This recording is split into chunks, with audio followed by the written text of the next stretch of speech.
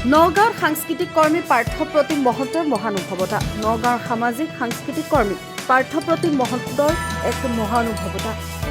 নগাঁও চহৰৰ পদপথৰ দাঁতিত নৈশ যাপন কৰা বিশেষ ব্যক্তিসকলক কম্বল বিতৰণ কৰে পাৰ্থপ্ৰতিম মহন্তই। ৰাজ্যত হঠাৎ বৃদ্ধি পাইছে শীতৰ প্ৰকোপ।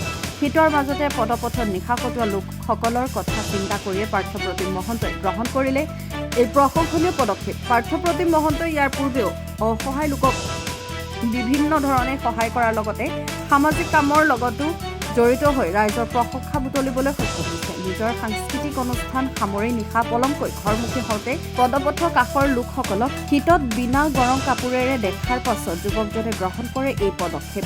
নগাঁৱৰ পৰা ৱাহিদুজ্জামানৰ ৰিপৰ্ট, নিউজ আপডেট। হয়, মই যিহেতু সামাজিক সাংস্কৃতিক কৰ্মী পাৰ্থপ্ৰতিম মহন্ত, মই অনুষ্ঠান কৰি উভতি আহোঁতে নিশা দেখা পাওঁ প্ৰায় পদপথৰ দাঁতিত আমাৰ যিসকল ব্যক্তি থাকে তেখেতসকলে এতিয়া যিহেতু প্ৰচণ্ড শীত পৰিছে, গতিকে মই নিজাববীয়াকৈ এটি প্ৰচেষ্টা গ্ৰহণ কৰিলোঁ। যিমান সাধ্য অনুযায়ী যিমান পাৰিছোঁ সিমানখিনি তেওঁলোকক কম্বল বিতৰণ কৰিছোঁ। সিমানেই আৰু অনাগত দিনতো ৰাইজৰ হৈ সমাজৰ হৈ কাম কৰি যাম। আগতেও আপুনি এনেকুৱা সামাজিক কামবিলাকৰ লগত জড়িত? হয়, নিশ্চয় মই এনেকুৱা সামাজিক কামবিলাকৰ লগত জড়িত হৈ থাকোঁ। ৰাইজৰ হৈ সমাজৰ কাম কৰি ভাল পাওঁ। সাংস্কৃতিক দিশৰ লগতো যিহেতু জড়িত। মোৰ এটা গীত আহি আছে, পাৰ্থপ্ৰতিম মহন্ত আহিছে শীৰ্ষক। সেই যিহেতু মই সামাজিক সাংস্কৃতিক দিশৰ লগত জড়িত, সেই কথাখিনিকে সাৰোগত কৰি এটা গীত মই নিজেই ৰচনা কৰিছিলোঁ। সেই গীতটো মুক্তি দিম অহা 25 ডিচেম্বৰত। সকলোৱে আদৰি ল'ব বুলি আশা কৰিলোঁ। আৰু সামাজিক সাংস্কৃতিক দিশত সদায় জড়িত হৈ থাকিম, ৰাইজৰ হৈ থাকিম, ৰাইজৰ সেৱাত আগবাঢ়ি যাম।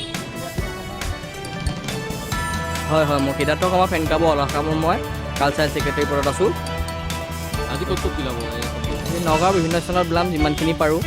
আপোনালোকো থাকিব লাগিব লগত। কেনেকৈ আহিলে এই কথাটো? মই নিজাববীয়াকৈ যথেষ্টখিনি কথা চিন্তা কৰি থাকোঁ।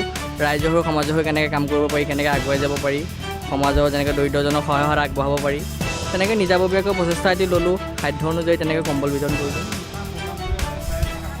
হয়, মই অনুষ্ঠান কৰি আহোঁতে প্ৰায় উভতি আহোঁতে দেখা পাওঁ যে প্ৰায় পদপথৰ দাঁতিত ব্যক্তিসকল আছে। তেতিয়া মনটো বেয়া লাগে যে আমি ধুনীয়াকৈ ঘৰত আছোঁ, মা দেউতাৰ বুকুৰ মাজত আছোঁ, কম্বলৰ তলত শুইছোঁ, ধুনীয়াকৈ আছোঁ।